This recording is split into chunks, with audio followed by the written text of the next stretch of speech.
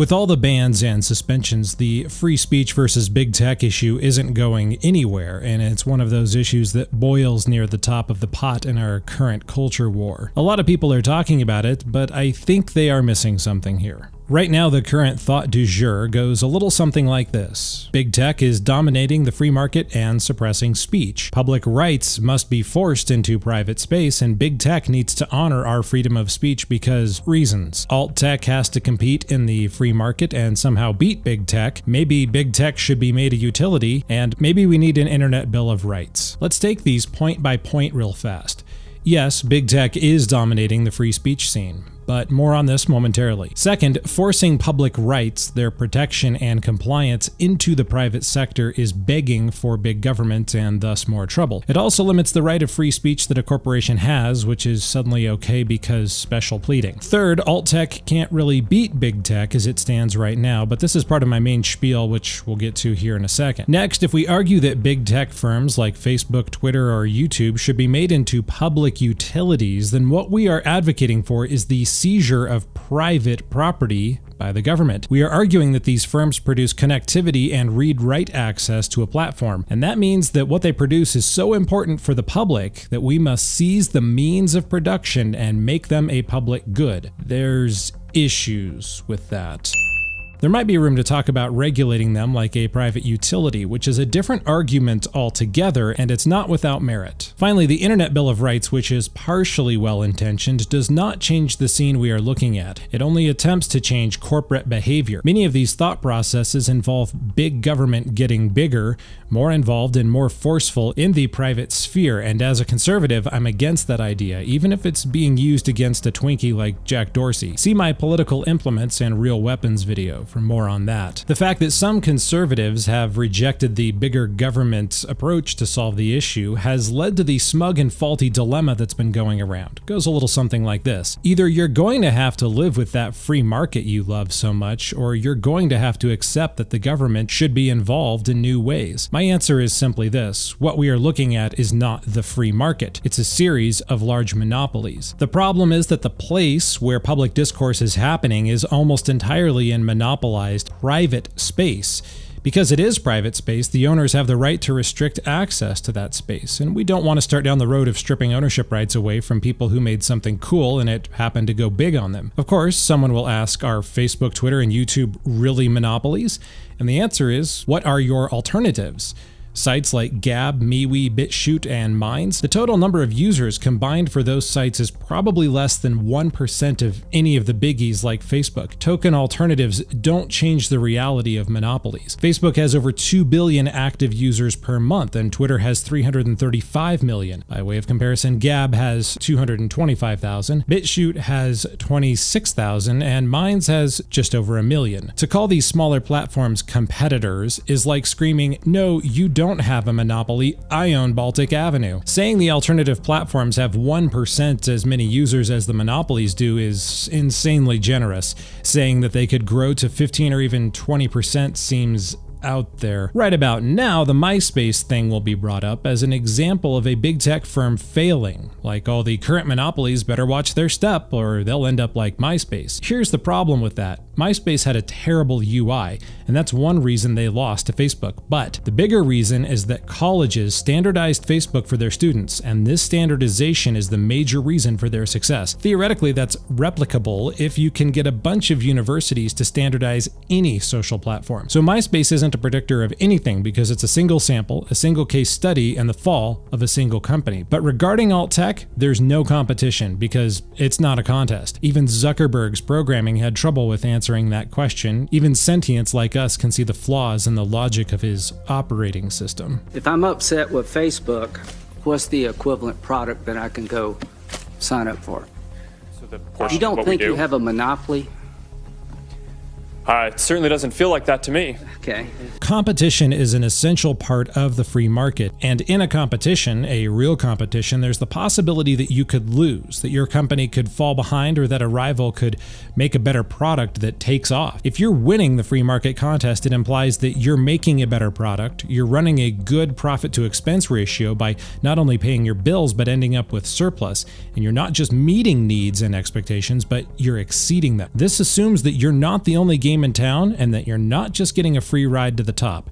And that brings up YouTube. YouTube is the video monopoly, and the reason for that is because Google owns it. You see, YouTube is horrendously expensive to run. After all, about 16,000 videos an hour are uploaded to YouTube, and processing, hosting, serving, and storing all of that data requires massive infrastructure, especially with 4K footage becoming more and more common. YouTube does make money off of ads. I mean, not off any of our channels, of course, but in any case, they don't make enough to actually pay their bills. This means they need a sugar daddy, and that sugar daddy is Google. For the last number of years, it's probable that Google has been more or less setting stacks of cash on fire to help keep YouTube afloat. It's hard to know exactly how much, as those numbers aren't public, but estimates are in the billions, and some are on the far side of 10 billion per year. What this means is that YouTube is not a competitor.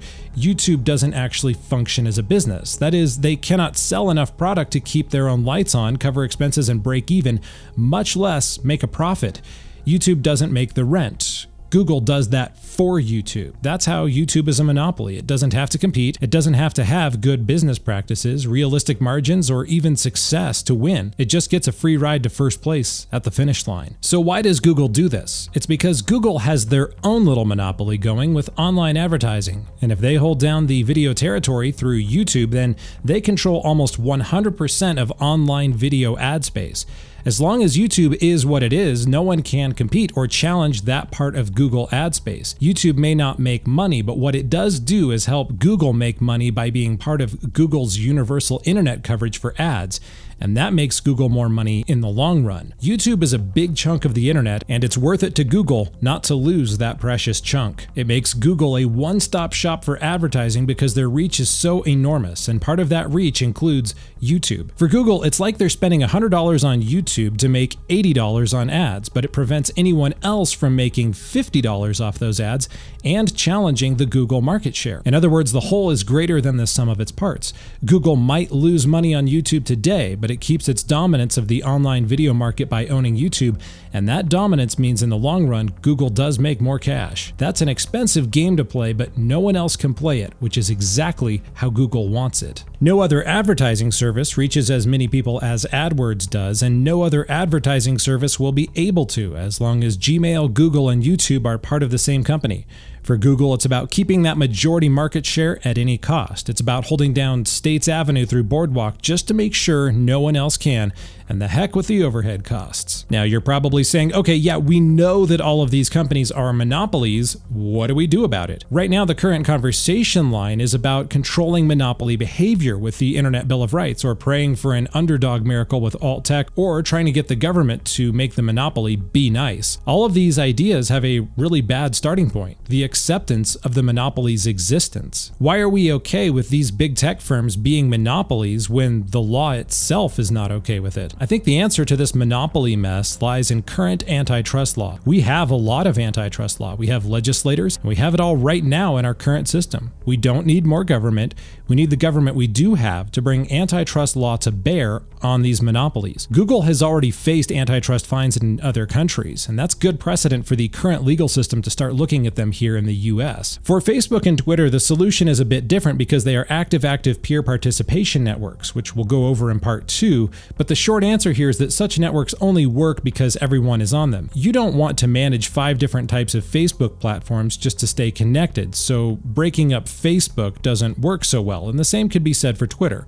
But that's another argument for another day. But for Google, I think the answer lies in breaking up that monopoly, separating the search engine from AdWords, YouTube, and Gmail. If YouTube suddenly had to fend for itself, do you think they'd change their behavior? No more gravy train and fatty checks from the big G might mean a new attitude, baby. YouTube would go into survival mode, trying to make money and trying to find new places to make more of it. Maybe they'd stop haranguing creators and focus on their own business. Narrative control would take a back seat to just surviving another quarter. BitChute, Vimeo, and Dailymotion would find a much more level playing field, and perhaps even Google would start its own platform to compete with YouTube. All of that would be really good for the market, the creators, and the consumers, because all of that would be really good for competition. That's really my point here. Don't accept the monopoly. Demand that monopolies face antitrust law. For far too many online, it seems like the starting point is, okay, so how do we make this monopoly do X? My starting point is, why do we have a monopoly in the first place? These monopolies must not be allowed to just get a pass because reasons. They are monopolies. They should be subject to the law. Their existence as monopolies in their current form is not the free market. It is up to the elected representatives, to the rule of law that we have now, to see how and if antitrust proceedings can and should take place against Facebook, Google, YouTube, Twitter, and so on.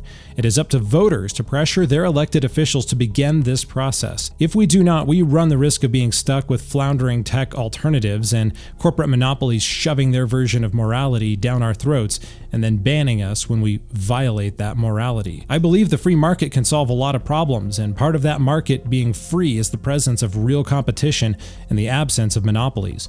Until we have that, we're just going to watch the tech giants behave however they want without consequences. And honestly, I think we've all had enough of that.